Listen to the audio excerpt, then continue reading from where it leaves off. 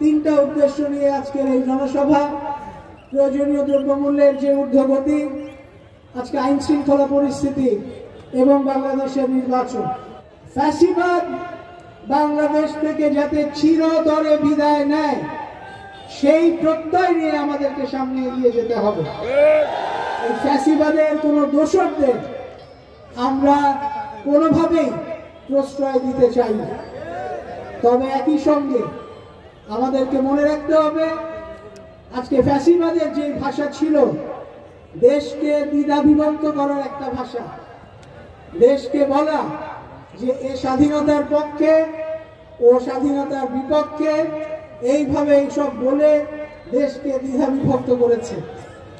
আমাদেরকে আজকে মাথায় রাখতে হবে, যারা এই কথাগুলো বলছেন যে 5ই আগস্টের বিজয়, যেটা আমাদের ভাইরা বলেছেন যে এটা কেবল তাদের একার অর্জন, আপনারা মনে রাখবেন যে এই 16-17 বছর ধরে, যেটা আমাদের অধ্যাপক আমিনুল ভাই বলেছেন, ফরহাদ হোসেন আজাদ ভাই বলেছেন, এই 16-17-18 বছর ধরে বিএনপির নেতৃবৃন্দ, বিএনপির নেতাকর্মীরা, অনেক মানুষ ঘরে থাকার জায়গা পায় নাই, ঘরে থাকতে পারে নাই।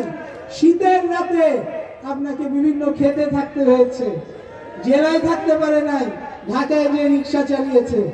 কাজেই মনে রাখবেন যে একটা পরিস্থিতি যখন তৈরি হয়েছে সেটা একদিনে হয়নি, এটা বিভিন্ন সময় ধরে মানুষের যে কষ্ট এবং যে পরিশ্রম এবং মানুষের উপর যে অন্যায় এবং অত্যাচার হয়েছে সেগুলোর ভিত্তিতে একটা ঐক্যমত্যে যখন দেশ পৌঁছেছে, তখন বাংলাদেশ সিদ্ধান্ত নিয়েছে, বাংলাদেশের প্রতিটি মানুষ সিদ্ধান্ত নিয়েছে ফ্যাসিবাদকে আর একদিনও থাকতে দিবে না, এবং সেই অবস্থাতে ফ্যাসিবাদ দেশ ছাড়তে বাধ্য হয়েছে। কাজেই এটা কেন একক অর্জন নয়, এইটা আমাদেরকে মনে রাখতে হবে। আজকে এই আমাদের যে অন্তর্বর্তীকালীন সরকার, তাদের প্রতি আমাদের নির্বাচনের আহ্বান সবাই দিয়েছেন। আমি আরো দুটা কথা যোগ করতে চাই। আপনারা নির্বাচন করার জন্য সকল প্রস্তুতি যেভাবে নেবেন, এটা আপনাদের জন্য খুব কঠিন নয়, সহজ। ব্যাপারটা হচ্ছে যে ভোটার লিস্ট আছে, এই ভোটার লিস্টটা সংস্কার, এই ভোটার লিস্টটা সংস্কার হলে বাকি কাজ শুধু সহজ হয়ে যাবে ইনশাআল্লাহ। আপনারা দেশে আন্তর্জাতিক ইনভেস্টমেন্ট বা আন্তর্জাতিক যে বিনিয়োগ, সেটার জন্য একটা পরিবেশ তৈরি করুন, যাতে ব্যবসায়ীরা সঠিকভাবে ব্যবসা করতে পারে, সেই পরিবেশ তৈরি করুন। আজকে দেশের একটা এমন অবস্থা যাতে না হয়, মানুষের মধ্যে যাতে কোনো রকম অনিশ্চয়তা কাজ করে। আজকে 16-17 বছরের যে সংগ্রাম ছিল, সেই সংগ্রামে বাংলাদেশের মানুষকে আমাদের নেতা তারেক রহমান সাহেব একটা কথা বারবার করে বলেছেন যে আমরা আপনাদের ভোটাধিকার প্রতিষ্ঠা করতে চাই।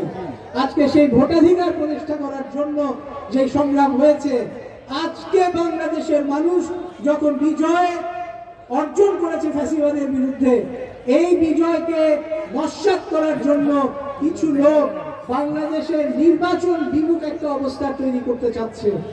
এই নির্বাচন বিমুখ অবস্থা আমাদের দেশে থাকতে দেওয়া যাবে না।